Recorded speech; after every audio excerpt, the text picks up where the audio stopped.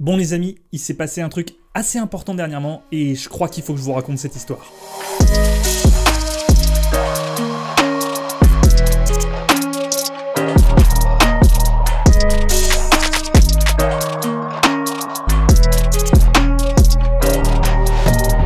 Bon les amis, comme vous avez pu le voir sur les images qui viennent de passer, on a été à New York déjà ce mois de janvier 2023 pour bien commencer l'année, mais il faut savoir qu'on n'y est pas allé uniquement pour les vacances, il y avait une autre raison pour laquelle nous sommes allés visiter cette magnifique ville de New York, et c'est ce pourquoi on est là aujourd'hui en vidéo.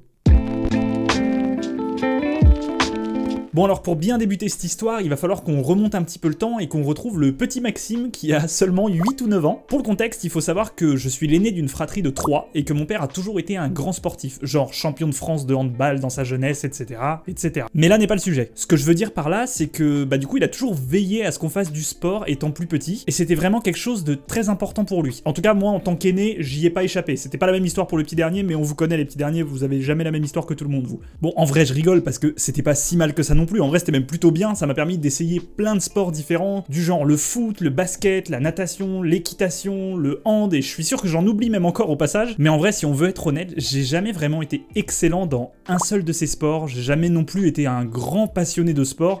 On va dire que j'étais plutôt là pour m'amuser avec mes copains à l'époque, et puis voilà, ça s'arrêtait là quoi en fait. Bref, là tu te demandes sûrement pourquoi je te raconte tout ça, mais t'inquiète pas, j'y arrive bientôt. Puisqu'un jour, je dois dire que tout a basculé, et pas forcément de la manière dont je l'avais imaginé. Très vite en grandissant, comme beaucoup d'entre vous j'imagine, j'ai découvert les jeux vidéo, et là c'était juste incroyable, c'était un nouveau monde entier qui s'ouvrait à moi, et dans tous ces jeux vidéo, j'en ai deux qui retiennent mon attention. NBA Live 2006 et NBA Street Volume 2. Et en fait, à ce moment-là, c'est le point de bascule. Je découvre un nouveau monde, je découvre un sport que je connais déjà en fait, mais amené d'une manière tellement différente et surtout qui m'était jusque-là complètement inconnu. La musique, les maillots trop stylés, les dunks, les alley-oops, bref, un cocktail de nouveautés complet que je me prends en pleine face. Et finalement, comme vous l'aurez sûrement compris, en fait, ces deux jeux, ils auront été qu'un tremplin, un coup de pouce vers ce que j'ai découvert ensuite.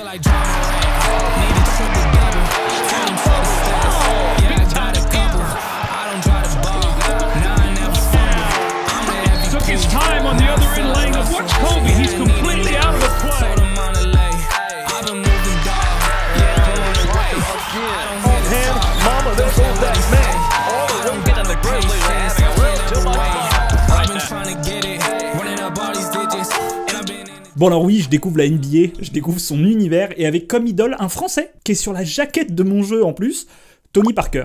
Alors très vite, je développe une passion pour ce sport et surtout pour toute cette culture américaine que je connais pas du tout à l'époque et que je trouve super stylée. Bon alors suite à ça, on va faire une petite avance rapide, mais les années passent, je grandis, mais la NBA, elle reste avec moi tout ce temps-là. Les magazines, les posters, les casquettes et évidemment la collection des jeux vidéo NBA 2K. Et le truc cool, j'imagine, qui fait que ça dure en fait pendant tout ce temps-là, c'est que je la partage avec plein de potes cette passion. Quand je suis au lycée, j'ai tout un groupe de potes où on suit tous la saison NBA, où on joue à des petits jeux NBA, on fait du basket ensemble, donc du coup, ça continue de faire vivre cette passion et apporter plein d'énergie dedans, et donc du coup, ça ne me quitte vraiment jamais quoi. Et inévitablement, à l'époque, comme j'ai grandi dans le début des années 2000, je me suis pris une énorme claque de la culture américaine qui a envahi nos vies quoi. Que ça soit à travers la NBA, mais aussi la musique, les clips musicaux, les films, Hannah Montana, Party in the USA, wouhou.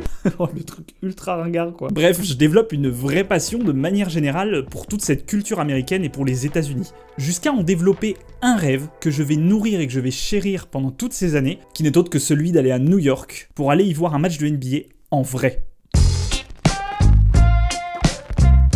On se retrouve en 2017, j'ai 20 ans à ce moment-là et c'est bon, je suis sur le point d'accomplir ce rêve. Puisqu'après avoir galéré à économiser avec les petits jobs à côté de mes études, je vais enfin pouvoir partir avec Marine à New York pour la première fois de ma vie. Bon alors je vais encore une fois vous passer tous les détails, mais je me suis mangé une énorme claque une nouvelle fois, c'était un voyage juste incroyable, et je pense que c'est là que j'ai pris une des leçons les plus importantes de ma vie et qui me suit toujours aujourd'hui. Tout était possible tant qu'on croit en ses rêves et qu'on se donne les moyens de les réaliser. Bon, le seul problème, c'est qu'on y allait en plein mois d'août. Alors là, pour les fans de NBA, vous voyez le problème venir, puisque en fait, tout simplement, en plein milieu du mois d'août, il n'y a pas de NBA. Bon alors je le savais, vous me direz, parce que j'avais booké ce voyage avec Marine, on avait décidé d'aller le faire ensemble, donc je suis parti en connaissance de cause. Mais je m'étais fait une raison en mode, en vrai c'est déjà super cool de pouvoir visiter New York, la NBA, bah ça sera pour une prochaine fois, c'est pas grave. Néanmoins, j'ai la chance de vivre avec une personne incroyable qu'est Marine, et qui, en connaissance de cette passion pour la NBA, nous avait offert pour mon anniversaire 2 places pour aller voir un match de WNBA, qui est la ligue féminine en fait de basket aux États-Unis. Alors l'expérience de manière globale, elle était juste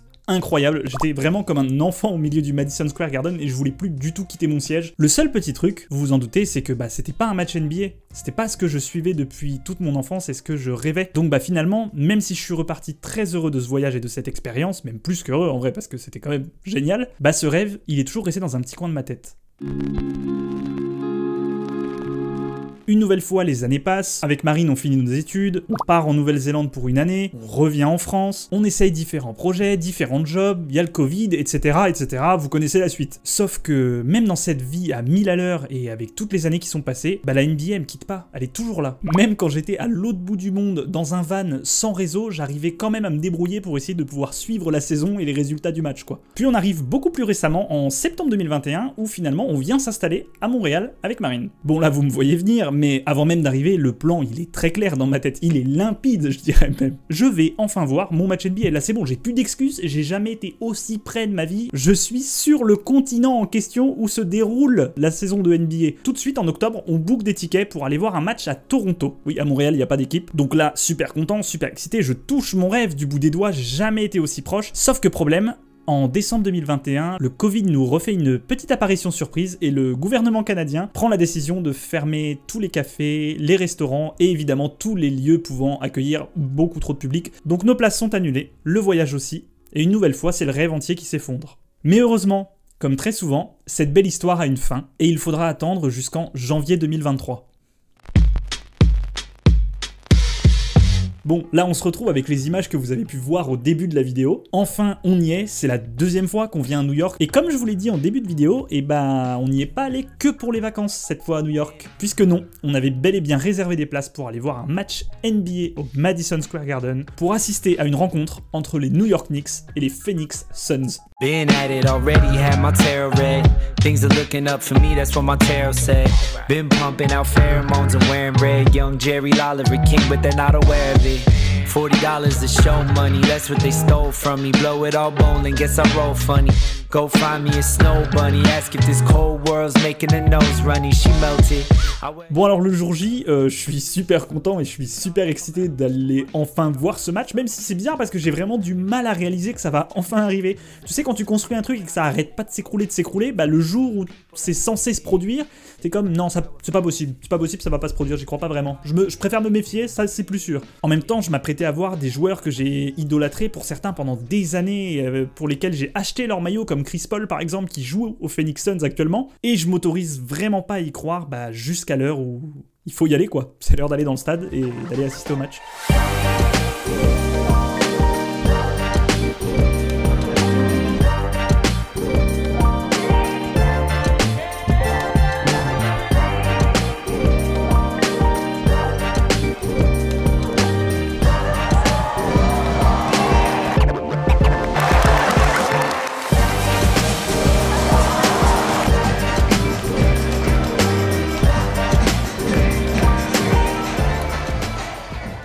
Et c'est ainsi, après de longues années d'attente, que j'ai enfin réalisé mon rêve d'enfant d'aller voir un match de NBA, en vrai, aux États-Unis.